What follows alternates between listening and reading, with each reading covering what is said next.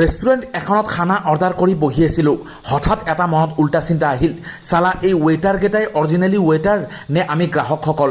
খানাৰ কাৰণে আমিহে ৰখি থাকিব লাগে। খাই বৈ পেট গধীৰ হোৱাৰ পিছত কোনোমতে উঠিলোঁ। বাহিৰত ওলাই আহি দেখিলোঁ এখন গাড়ীত সুন্দৰকৈ কোনোবা ৰঙা ৰং সানি থৈ দিছে।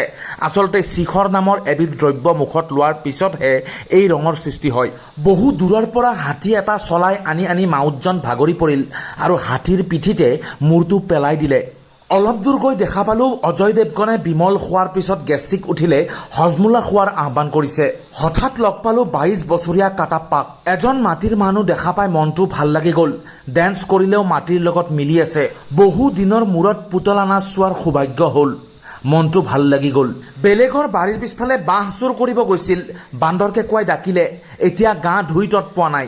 বুলবুলি গাঁৱত আকৌ ভূত ওলাল। এইবাৰৰ ভূতজনী মডেল। আফগান প্লেয়াৰ হজৰত মিৰ্জা গালিব শ্বেখ শামছুদ্দিন আহমেদ চুমানিয়াই বল কৰিছে আৰু বৈদ্য পিটন খাইছে। এজন কাষ্টমাৰে নাৰিকলৰ পানী খাব গৈছিল। দাম শুনি বেহুচ হৈ পৰিল।